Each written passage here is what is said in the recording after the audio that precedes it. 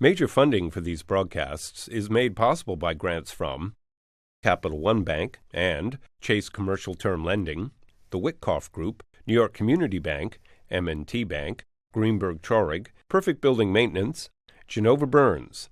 Additional funding is provided by grants from AKA Hotels, Corman Communities, Aerial Property Advisors, AVR Realty Company, Bank of America, Merrill Lynch, Bank Leumi USA, Briarwood Organization, CBRE, Citizens Bank, Colliers International NYC, CPEX Real Estate Services, Cushman & Wakefield, Customers Bank, DDG, Dime Savings Bank of Williamsburg, Fisher Brothers, First Nationwide Title Agency, Flushing Bank, Foley & Lardner, Friedman, Handler Real Estate Organization, HAP Investment Developers, Investors Bank, James D. Kuhn Real Estate Institute at Syracuse University, James Orphanides, Chairman USRealty.com, Kilroy Architectural Windows, New York's Window Company, Madison Realty Capital, Massey Knackle Realty Services, Matone Group, Mercantile Commerce Bank, N.A., Meridian Capital Group, Newmark Grubb Knight Frank, Newbanks, MHP Real Estate Services, Optimum Window Manufacturing Corp., People's United Bank, Rosewood Realty Group, SJP Properties, Sterling National Bank, Sterling Risk, Stonehenge Partners, TD Bank, Terra CRG, the Continuum Company, the CUNY TV Foundation, the Moynihan Group, and these friends.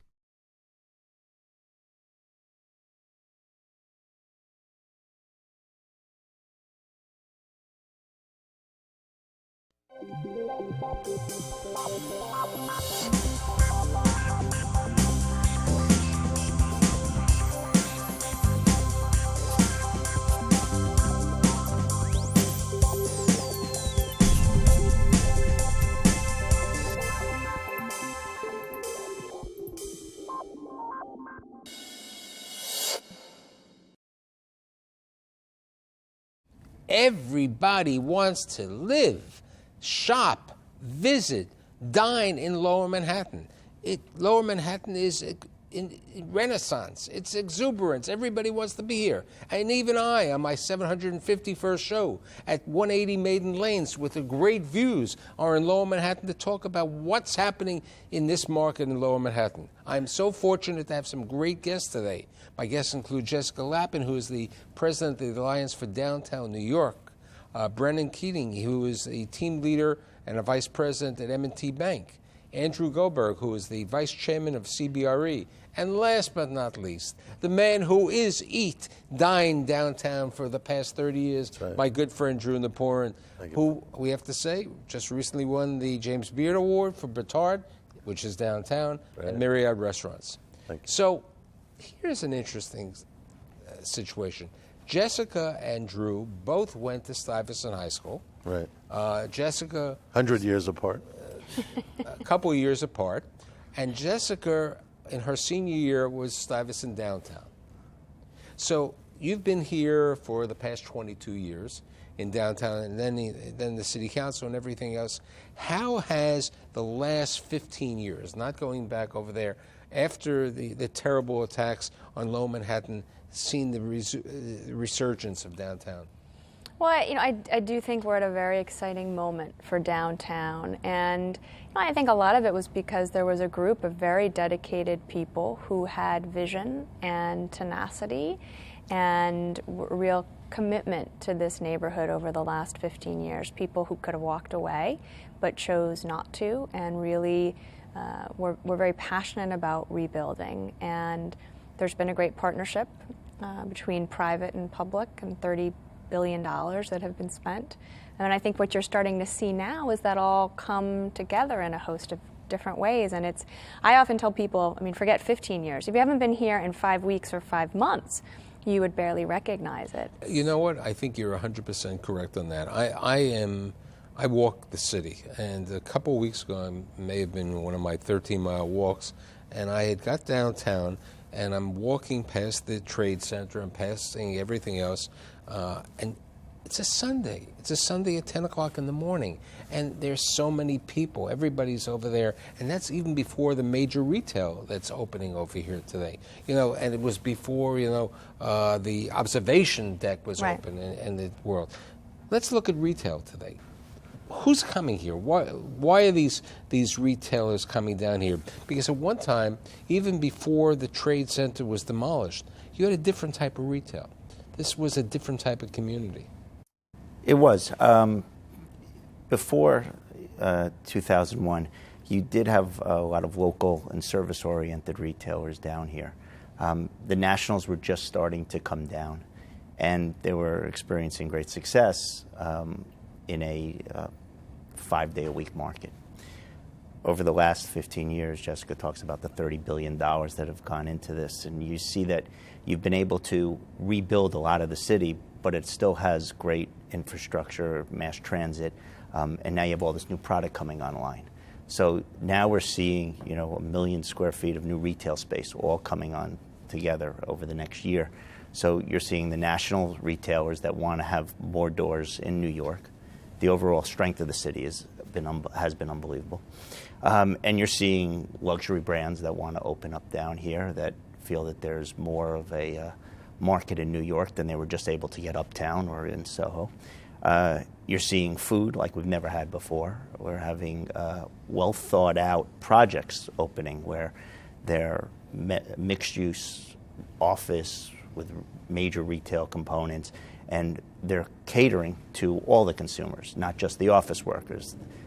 All the residential down here has got some of the highest income in the city, and you have a tourist base that didn't come to New York or downtown as much. Now, all tourists that come to New York, they're spending at least a day down here, and you need to cater to them. And the retailers are the best people to figure out what a consumer wants, and then they give it to them. And that's what we're seeing down here now.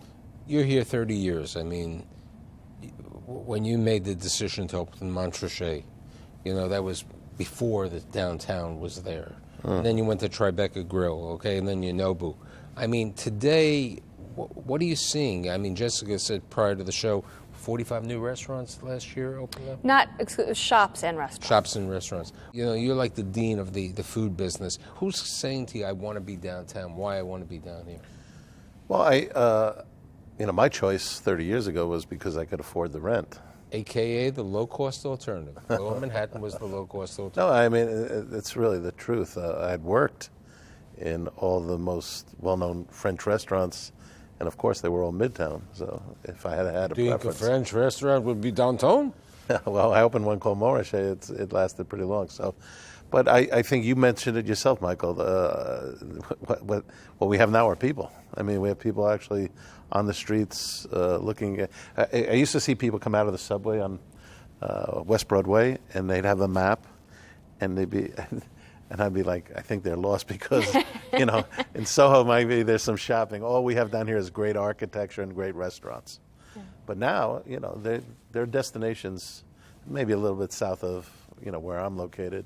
But that's the good news. I mean, Wall Street area. Right, but we were talking prior to the show. I mean, you and your partners in Nobu are moving down. I mean, very few people would think that Nobu would leave their space and to go to, 199. Yeah, it's an audacious move, but there's nothing like having developers who really want you, and therefore will create a comfortable deal to make that move, to make that decision. Hotels. I mean, 5 years ago, 6 years ago, if I went to you or I went to your colleagues at M&T, who are probably one of the brightest real estate lenders and hospitality lenders, and said, I want to open up a hotel, what would the comment be? It would have been hard to support it. I mean, there wasn't the infrastructure that we're talking about in Lower Manhattan at the time. But Lower Manhattan's come a long way from the 5 years ago. If I look at our kind of portfolio and our pipeline for new deals and construction projects, a lot of it is in that Lower Manhattan market. I mean, we've got 2 major hotel construction projects going on currently, one on Water Street for Hilton Garden Inn, and then we have one on Orchard Street for a Indigo property. So, and these are large, over 250 key properties each, and 5 years ago, there just wouldn't have been the local infrastructure and restaurants and office that would have really kind of supported it. It's really turned into a destination on its own. Jessica, how many hotels are planned? So there are 15 that are in construction right now and 5 more that are in the development phase. And I think the estimates for tourism for 2017 are about just shy of 15 million people who would come purely to Lower Manhattan. And so that's significant. I mean, tourism has grown all over the city. It's not unique to us, but we have the Statue of Liberty. I mean, the 9/11 Museum has already had 2 million people visit. It's not even open a year. The observation deck, they're projecting, I think, 3 million visitors. So we always had really top-notch attractions, but we're adding to them in a meaningful way. One of the drivers for all of the aspects of the Live Workshop is living. Last year we didn't have any new buildings open up, but right now we have a number of new buildings in various stages of construction. Plus we have renovations. I mean, we have the Woolworth Tower, we have 80 Pine, so you have all of these. The Bank of New York building, One Wall. One Wall Street. So we have all of these buildings which are being converted. And in reality, it's still, even though it's a low-cost alternative in comparing purchasing buildings over here as compared to Midtown. And I think a good example is, you had 3 or 4 Chinese major developers have come down here. One bought, One Chase Manhattan Plaza. Right. Another one bought a building on Wall Street with a different idea. The investors from around the world are looking over here. Don't you see that? Yeah, we're seeing that. You'll also see that on the residential front, when you look at the Four Seasons that's being built with the condos that are getting, top of market pricing, and they're getting international buyers. It's not only international. Jano Lieber was on the show the week before when we spoke about the office market, but Jano was saying prior to the show that 70% of the purchases at 30 Park Place are people who live in New York, and as opposed to going to these buildings on 57th Street or the other area, these people are going to live there. 54 Leonard, is going to be people living there who are going to live and reside in these properties. Tribeca, people live in Tribeca. They don't go down there in this situation. It's a different world over there. Which major retailers, which can be publicly said, are planning? I mean, we have Saks opening up their first new department store over here. Yeah, Saks took 80,000 feet at Brookfield, which they're also putting their offices upstairs, their headquarters. I think if you go to Brookfield now, you'll see Burberry, you'll see Ferragamo, Tory Burch.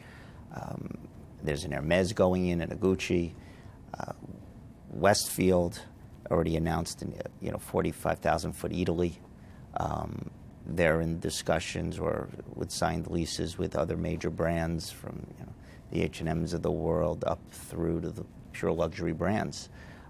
Apple's rumored to be going in down here. And then you go up and down Broadway, Zara's,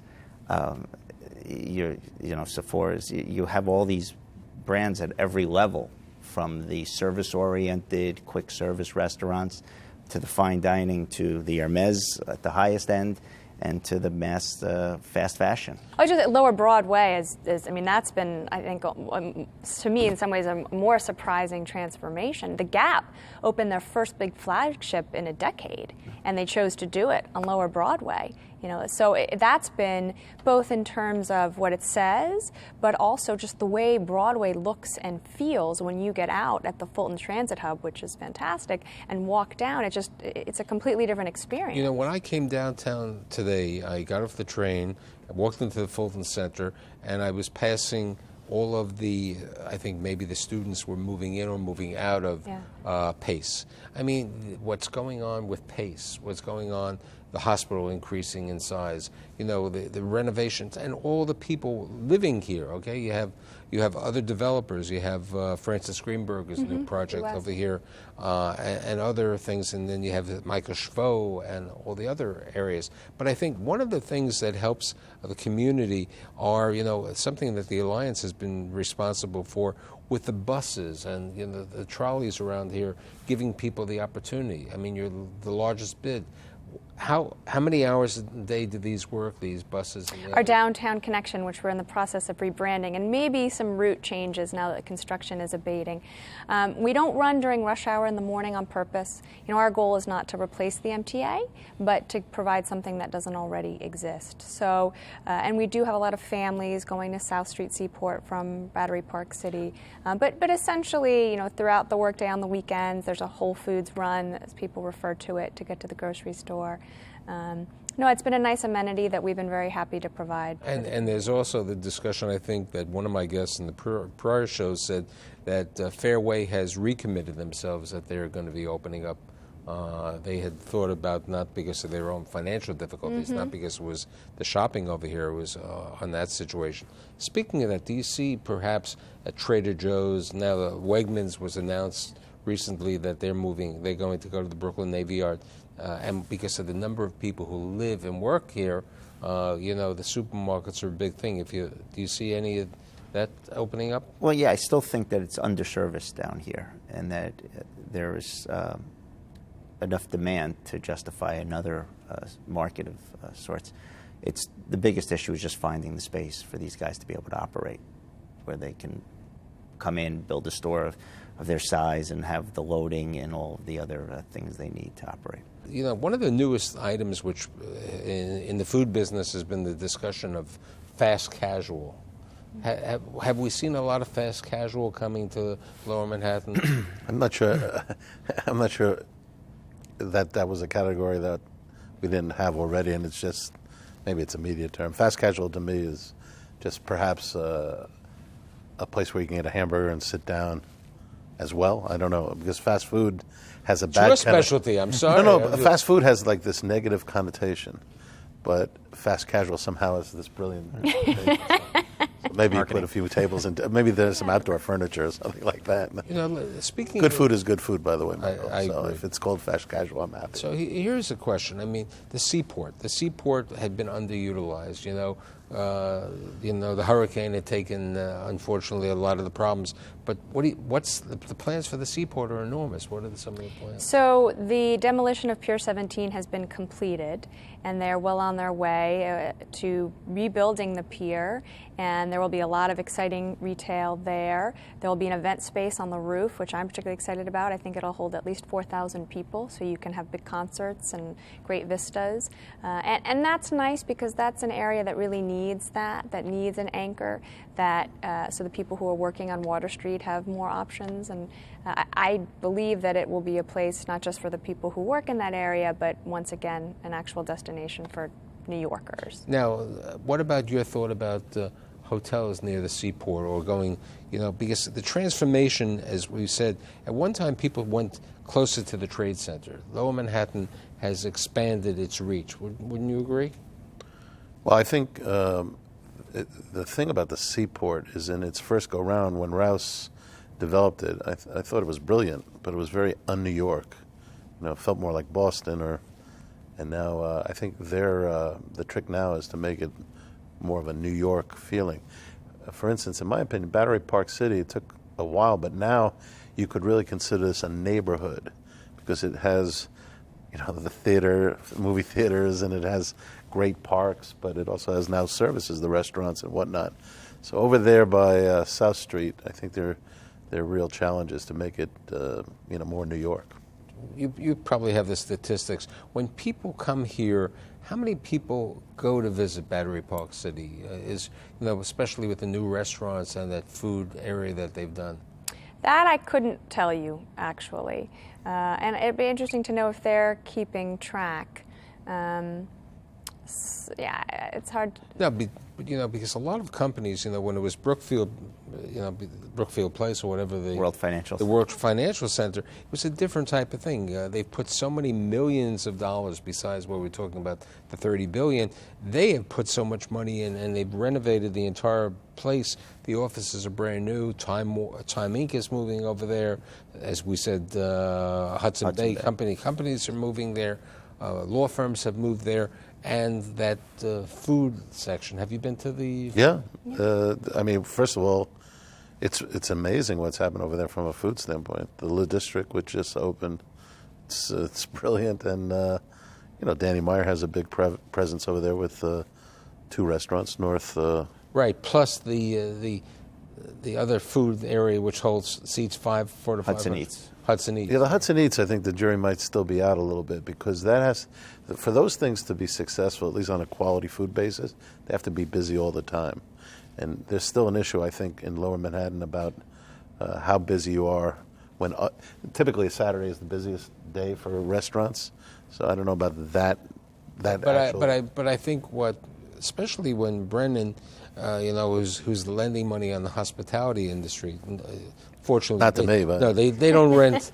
Restaurants was never an area that the banks lent to. Okay, but the idea is that there are so many people visiting. I believe the statistics are out. There are more people on the weekend here in certain markets, visitors, than there are during the week. I mean, the number of shoppers over here and everything. But maybe not Battery Park because it's very insular over there. Yeah, but I mean, all the trending that we're seeing in this lower Manhattan market is positive. So I mean, we're seeing, every report we've been getting, there's more and more travelers coming down here, and and it's definitely reflected in the prices that some of the hotels are selling for. I mean, we did the financing for the Residence Inn on Broadway. We were talking about it earlier, and it sold for a number that we were, quite frankly shocked by, and we loved it. It's great to see that there's dollars that are coming into the market, and people are really kind of buying into it. Internally and also from international dollars. Well, because one of the things we haven't really touched on, in addition to the tourists, is the type of office worker here is different. It's different than it was 5-10 years ago. Right, because of the increase of the TAMI industry, Huge. Technology, the advertising, media, and the internet. Yeah. You have a younger group. Nearly 30% of all of the TAMI leasing last year happened in Lower Manhattan. Look at One World Trade. I mean, it's Conde, so everybody talks about Conde. But if you stand and watch the people coming in and out of that building, it is a creative hub. It is people in, fashionable hoodies and sneakers, in addition to the really decked out people from Conde. Back in the day. No, but I think you're right. I think but that's part of how the retail establishment, because the retailers are trying to gear, as you were saying about the Gap, and you were talking about Zara, Sephora. This is who they're going after. The H&Ms of the world. Yeah, it's not all financial services. It's not all middle-aged men in navy suits and white shirts. Yeah, who run home at 5 o'clock. So it's a much more eclectic group. And downtown, again, all of those buildings were either financial services or they were city agencies and stuff. And now you just have such a broad right, array. But one of the great things about downtown is the convenience from Brooklyn, the convenience from Jersey City. You have you don't have that much. You have retail in Brooklyn, but you don't have that opportunity. Over here, you're going to have all that opportunity. Jersey City, they have different type of retail on the waterfront, but here you can have luxury retail. And Staten Island, which people don't talk about, the ferry is free. Yeah. It's one of the greatest amenities, and they're building close to 1,000 new apartments down in Staten Island. Plus, you have the Staten Island Yankees. I mean, I know it's not the Mets view, but okay. But over there, what happened with the idea about a entertainment center, the Performing Arts Center, originally? Is that going to happen? I hope so. It's still part of the plan for the World Trade Center site. There's some things that have to be worked out, but I certainly hope so. I think it would be a very positive thing for Lower Manhattan. What about Legends, with the observation center? What's your thoughts about that? I guess they came under a little fire because they were going to charge some kind of an admission. They're charging $32, which is, when I did a show recently on Staten Island and we discussed the Wheel, all of these entertainment venues, such as the Empire State Building, the top of the Rock, the Observation, they all charge a base price of $32. Right. This is the the operation of costing the business. This is a big. But maybe they put it out a little bit incorrectly. It made it sound like they were going to charge admission just to be able to eat there. But I guess they can't differentiate the people going for the views or who just want to try to eat. That was, legendary Joe Baum when he built the Windows of the World. I mean, that was one of the finest restaurants around. Well, not only did they have the Windows on the World, but They had the other. they had the Market bar downstairs, and also something called the Big Kitchen, which arguably is the district today. I mean, it's some of Joe Baum's ideas from the '60s find their way in today's new ideas.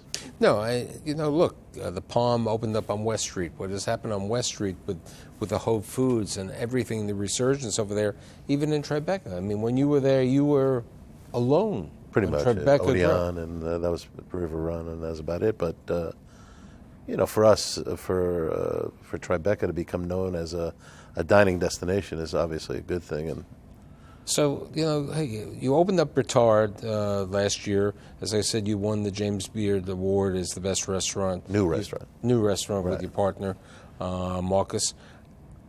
Are you looking in downtown? Are you seeing opportunities for yourself? Of course, but the problem is that now the rent has gotten ridiculous. So right across the street from me, the Bubble Lounge, which was there for quite some time, I think they're asking, almost twice as whatever the previous tenant was paying. The Harrison, which was a great story, opened right in the wake of 9/11 and existed for a long time. He was displaced also. So I think developers have to be or landlords in general have to be very careful about, getting to the point where, we can only afford to charge the public so much for a hamburger or a steak. You brought up a very interesting point, that the landlord, on Broadway where Nobu is moving, right.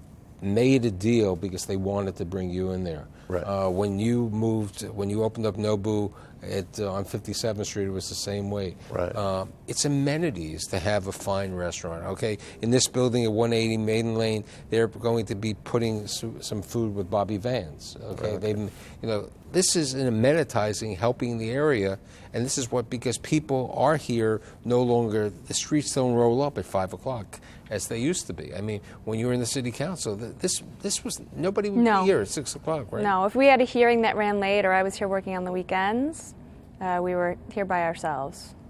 And that's what's wonderful. You see people pushing baby carriages and walking their dogs, and that to me, it's the life of the neighborhood, and it's taken a while, but we've gotten there. I think one of the interesting things was for years that Pier A, which is right behind us, for whatever reason, it just never got built.